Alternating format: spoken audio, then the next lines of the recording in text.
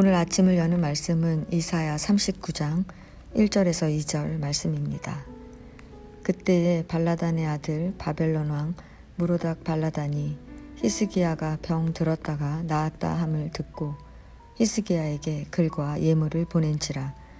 히스기야가 사자들로 말미암아 기뻐하여 그들에게 봄을 참고 곧 은금과 향료와 보배로운 기름과 모든 무기고에 있는 것을 다 보여주었으니 히스기야가 궁중의 소유와 전 국내의 소유를 보이지 아니한 것이 없는지라. 아멘. 이사야 39장은 병들어 죽게 되었던 히스기야가 하나님께 기도하여 나음을 얻었지만 교만 때문에 그의 궁전과 창고의 모든 것을 바벨론에게 빼앗기고 결국 멸망하게 될 것이라는 예언의 말씀을 전해주고 있습니다.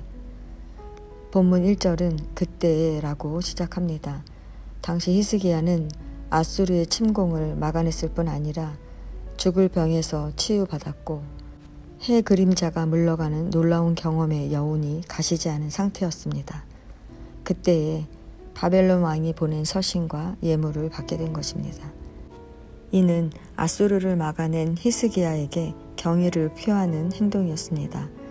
히스기야는 이 사자들로 말미암아 기뻐했습니다. 히스기야는 단순히 바벨론에서 온 사자들이 가지고 온 예물 때문에 기뻐한 것이 아닙니다. 예물보다 히스기야를 기쁘게 한 것은 그를 높게 평가했기 때문이라고 추측할 수 있습니다. 바벨론 사자들은 히스기야가 불치병에서 고침받은 사건과 아수르라는 강대국에 굴하지 않고 대항했던 것을 칭찬했을 것입니다. 그러면서 그들은 반아수르 동맹을 맺자고 제안했을 것입니다. 이렇게 바벨론 사자들이 히스기야를 높이 평가하는 것이 그의 마음을 기쁘게 했던 것입니다. 그래서 히스기야는 그의 궁전과 창고의 모든 것을 보여주었습니다. 더 좋은 평가를 받기 위해 유다의 부와 능력을 자랑했을 것입니다. 봄을 참고 은금과 향료와 보배로운 기름과 무기고 궁중의 소유, 전 국내의 소유를 보이지 아니한 것이 없었습니다. 이는 히스기야가 병문안 온 외국 사절단에게 보일 적정한 예우의 한계를 넘어서는 것입니다.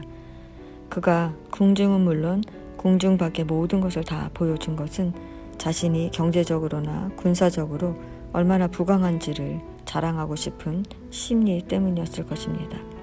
히스기야는 바벨론이 유대 지역으로부터 멀리 떨어져 있을 뿐 아니라 아직 작은 나라였기 때문에 그들에게 자기의 힘을 과시하며 이를 통해 양국 간의 관계에서 주도권을 쥐고 싶었던 것입니다. 이러한 히스기야의 행동은 지금까지 보호하시고 축복해 주셨던 하나님을 외면하는 행위입니다. 역대하 32장 31절에 바벨론 방백들이 히스기야에게 사신을 보내어 그 땅에 나타난 이적을 물을 때에 하나님이 히스기야를 떠나시고 그의 심중에 있는 것을 다 알고자 하사 시험하셨더라 말씀하신 것처럼 하나님께서 바벨론 사자를 보내 유다에서 일어난 이적을 묻게 하신 것은 히스기야의 심중에 있는 것을 알고자 시험하신 것입니다.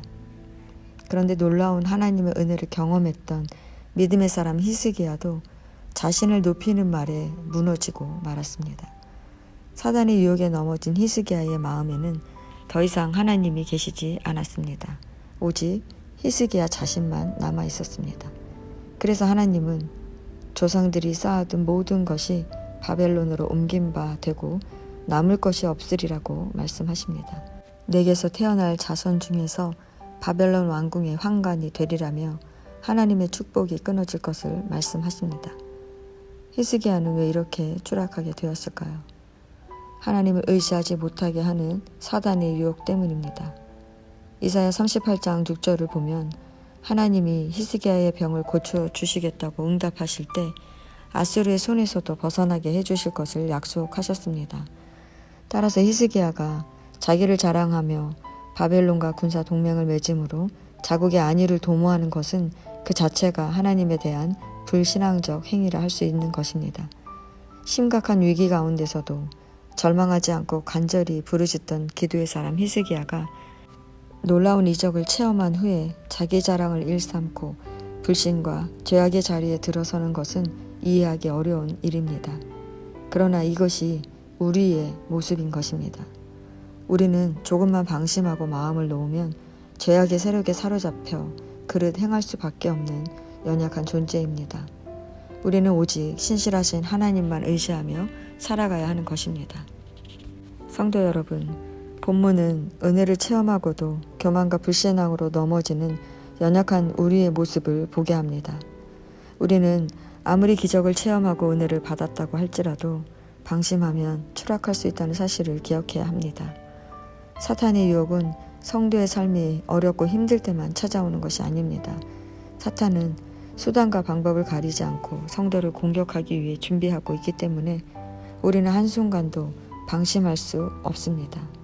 우리가 히스기야처럼 넘어지지 않으려면 하나님만 의지할 수 있는 나만의 방편을 만들어야 합니다. 그렇지 않으면 우리는 어느새 내 자신만으로 가득 채워진 나를 발견하게 될 것입니다. 우리는 시간을 정하고 동역제를 세워 내 삶에 하나님을 마주하는 시간이 끊어지지 않도록 해야 할 것입니다. 두 번째는 사람들의 소리에 과민하게 반응하지 말아야 합니다. 우리는 좋은 소리든 나쁜 소리든 사람들의 평가에 지나치게 귀 기울이면 넘어지게 되어 있습니다. 성도 여러분, 늘 하나님이 주시는 은혜 안에 살기를 원하십니까? 우리 마음에 듣기 좋은 소리에 반응하지 마시기 바랍니다. 우리가 들어야 할 소리는 오직 하나님의 소리입니다. 오늘도 하나님께서 들려주시는 소리에 믿음으로 반응하며 사시기 바랍니다.